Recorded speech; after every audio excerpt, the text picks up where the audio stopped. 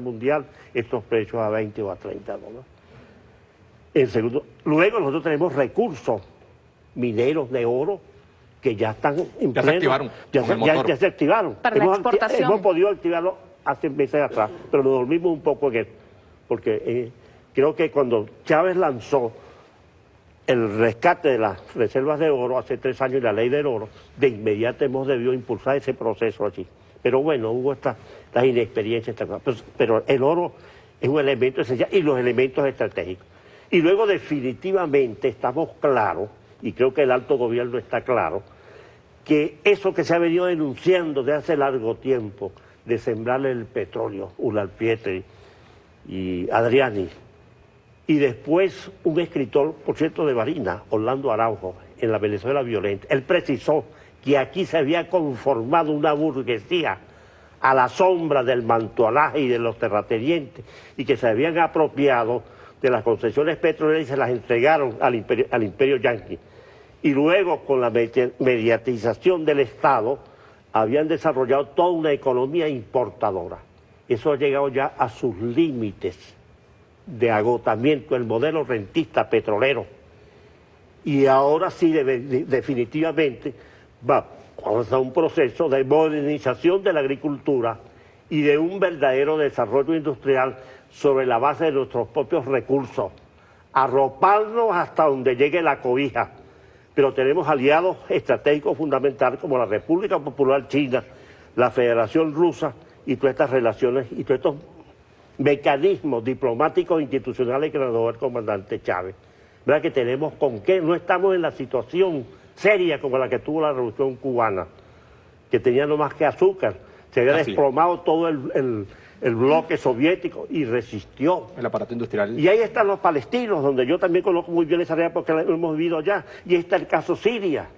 Cuando empezó la guerra en Siria, el presidente Obama dijo que iba a resolver eso en un mes y desplazó todo su aparataje militar en el Medio Oriente. La resistencia del ejército sirio, del gobierno sirio, el apoyo de Rusia, el parlamento inglés condenó eso, la Merkel de Alemania, el Papa y el 60% de la población norteamericana. O sea, el imperialismo está limitado y ha perdido la iniciativa política y de masa. Y de esta vamos a salir. Diplomática, y de esto vamos a salir porque no estamos en la situación de hace 50 y 60 años. No estamos en la situación de Allende, pues. ¿En qué situación estamos exactamente, tomando en cuenta de que ya ganaron un poder, que la oposición por primera vez logra tomar el Parlamento en tiempos de revolución y todos sabemos la realidad que vive nuestro país gracias a la guerra económica, algunas medidas que no se han tomado a tiempo, como usted lo calificaba ahora, haciendo la autocrítica? ¿En qué condiciones está ahora Venezuela y qué debe hacer esa venezolana que nos está viendo para apoyar al gobierno bolivariano? Yo creo que en Venezuela desde hace tiempo hay un proceso de politización y esto es importante. El centro del debate en Venezuela es el debate político sobre el destino de este país. Y la gente está debatiendo en la cuestión política. Nosotros desde el chavismo tenemos todavía un pueblo chavista que está demostrando, ayer lo demostramos. Tenemos una Fuerza Armada Nacional Bolivariana, tenemos aliados, tenemos orientaciones, tenemos aliados, tenemos con qué superar esta situación, pues, porque hay recursos suficientes aquí y hay la experiencia para resolver esos problemas, algunos en términos inmediatos, mediatos y a largo plazo, y hay que verlo así en ese proceso, pero tenemos que desplegar permanentemente, sistemáticamente una campaña pedagógica de explicar las causas esenciales. La verdad siempre se aparece en la apariencia, en el fenómeno, pero es en la esencia que hay que buscar las cosas. Y la esencia es que el mundo se ha apropiado de un capitalismo transnacional especulativo y ha articulado la economía mundial y ha creado esta situación. Y en el punto de vista nacional se agotó el modelo minero petrolero. Y es lo que está tomando. Hoy, por ejemplo, me parece esto que acaba de publicar el periódico. Es muy bueno, aquí está. El chavismo tiene que ir con este esquema explicándolo a nuestro pueblo desde la familia. Cuando tú explicas de la familia, no tienes que hacer una cosa.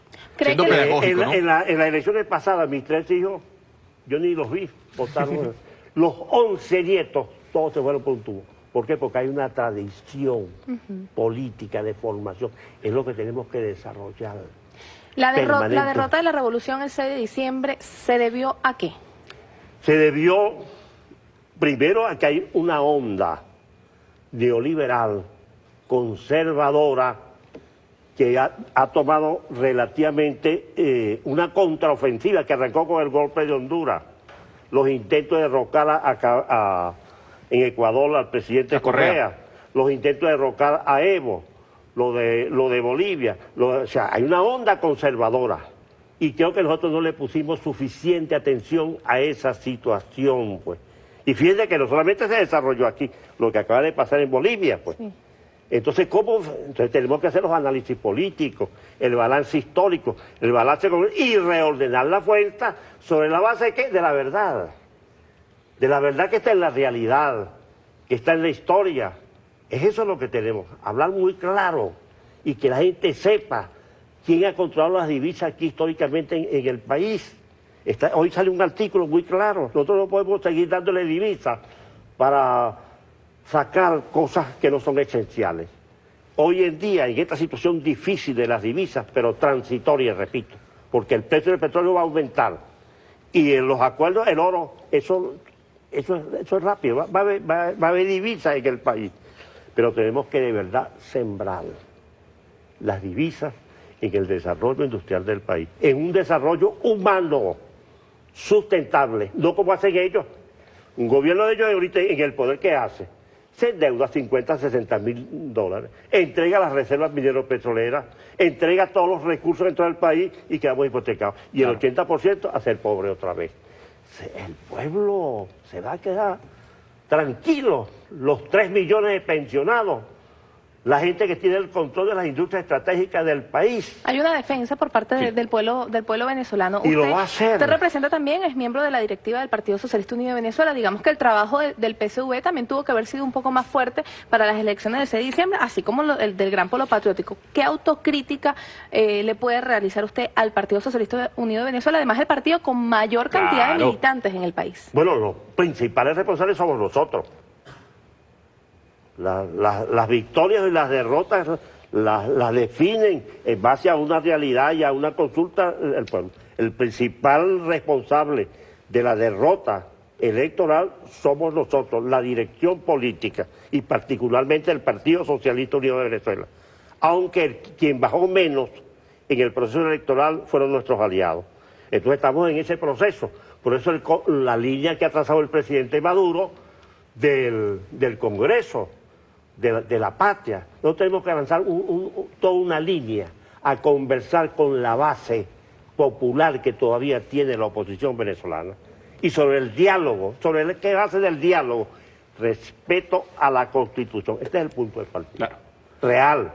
Segundo, no injerencia de potencias extranjeras. Y tercero, no violencia.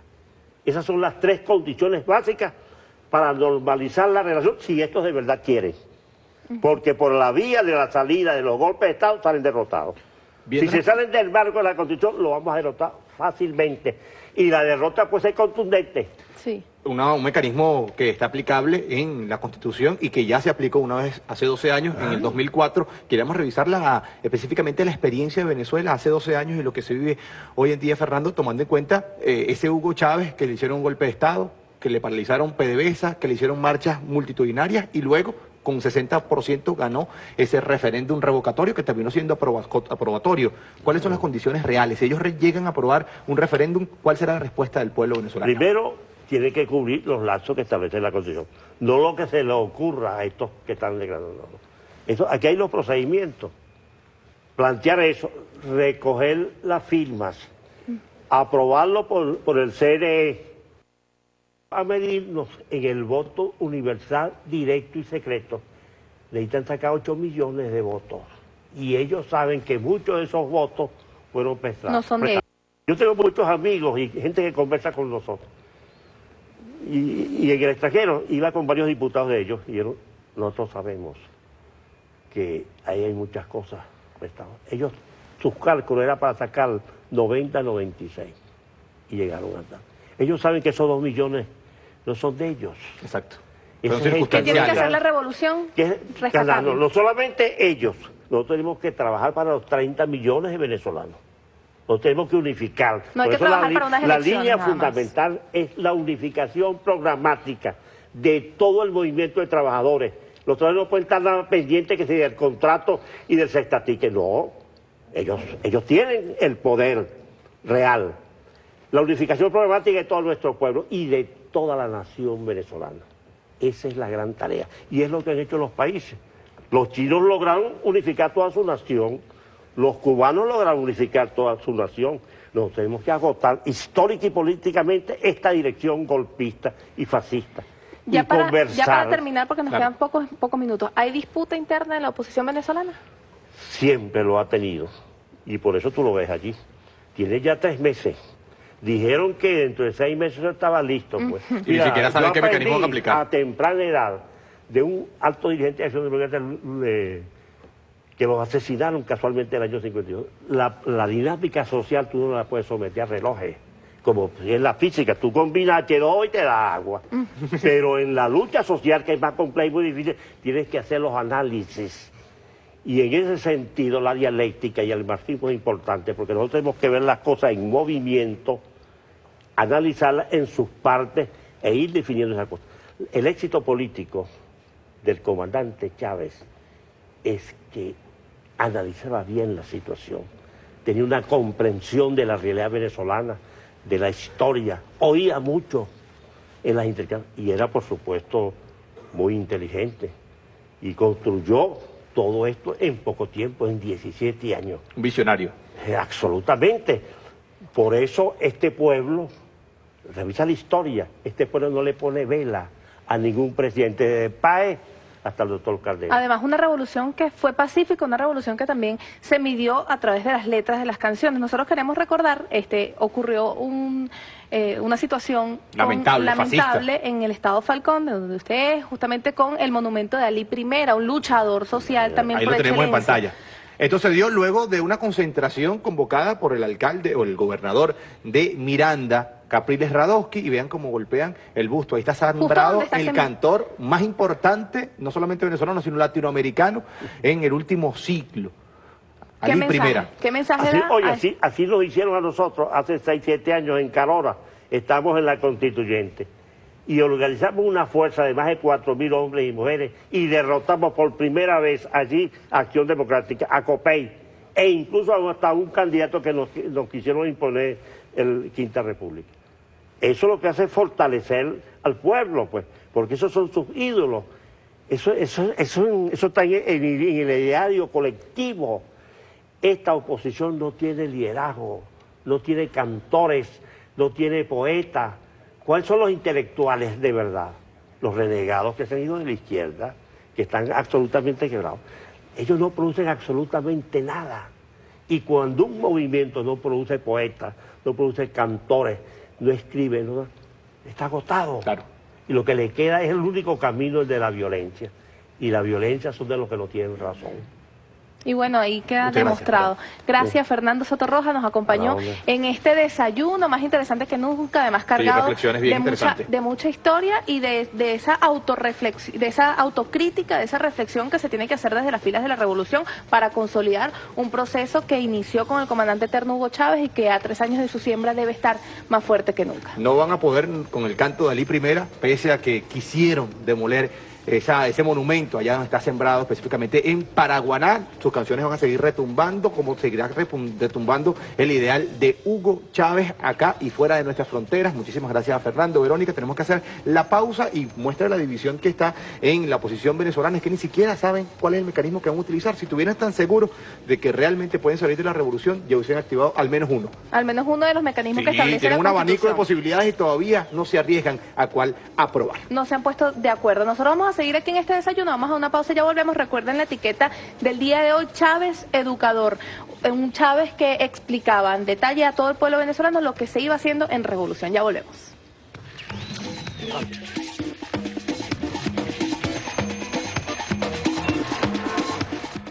Quien no solo fue un renovador de la plástica del siglo XX, sino también un hombre de acción cívica hacia todo aquello que se relacionara con la formación, educación y afinamiento de la sensibilidad artística venezolana. Su formación académica la realizó en la Escuela de Artes Plásticas y Artes Aplicadas de Caracas entre 1939 y 1945. Luego se trasladó a París, donde vivió 4 años, formando parte del grupo conocido como Los Disidentes. Con su serie llamada Cafeteras, Otero logró, según muchos críticos, su primera expresión de gran importancia plástica. En 1952 regresó a Venezuela y 3 años más tarde inició su serie de trabajos denominados Colorritmos, por lo que recibió el Premio Nacional de Pintura en 1958.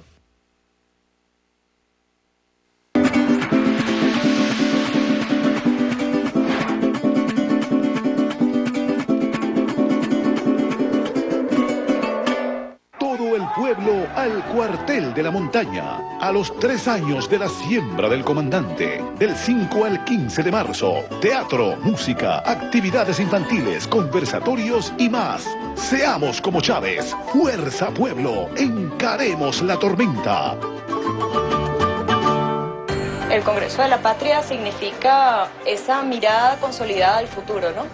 Creo que ahorita la revolución está viviendo momentos en los que necesitamos colocar sobre el tapete nuevos paradigmas de trabajo, nuevos métodos de organización. Congreso de la Patria, rebelión victoriosa. Los venezolanos no podemos tapar el sol con un dedo. Sabemos que la cosa está muy dura. Hay colas para conseguir algunos productos, hay desabastecimiento y todo está muy caro. Hay mucha especulación fruto de la guerra económica. Yo sé que hay dificultades, no lo puedo negar. Pero esto no es nada comparado con lo terrible que era vivir antes del chavismo. Yo me acuerdo que a veces no teníamos que comer. Mi mamá iba al mercado a conseguir huesos para hacer sopa y a veces hasta tuvimos que comer comida de perros. Definitivamente, hoy vivimos mejor que antes. Hoy tenemos que comer, tenemos vivienda, tenemos salud, tenemos educación gratuita. Sé que la crisis de petróleo en el mundo nos está afectando, pero eso va a pasar. Yo confío plenamente en que el gobierno del presidente Nicolás Maduro va a poder superar este momento. Tengo mucha esperanza, tengo fe en el futuro.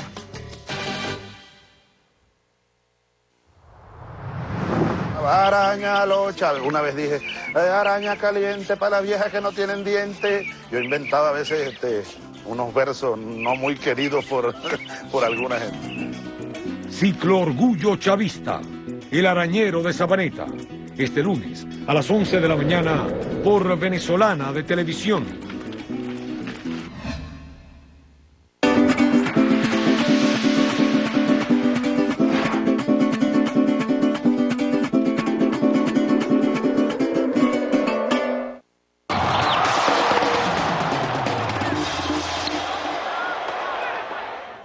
Amigos, continuamos en este desayuno. Ahora en nuestra sección El Mundo se destaca, que nos traslada hasta Argentina, donde una encuesta ha confirmado el descenso en la aprobación y popularidad del presidente Mauricio Macri. Una encuesta de Poliarquía confirmó que la imagen de Mauricio Macri comenzó a bajar a solo 2 meses de gestión, al mismo tiempo que crece el mal humor social ante las medidas que lleva adelante el gobierno de Macri. Según una encuesta de Hugo Jaime, la aprobación del presidente cayó 9 puntos, pasando de 62% en el mes de diciembre a 53% durante el mes de febrero, mientras quienes lo desaprueban crecieron del 20% al 32% durante el mismo periodo.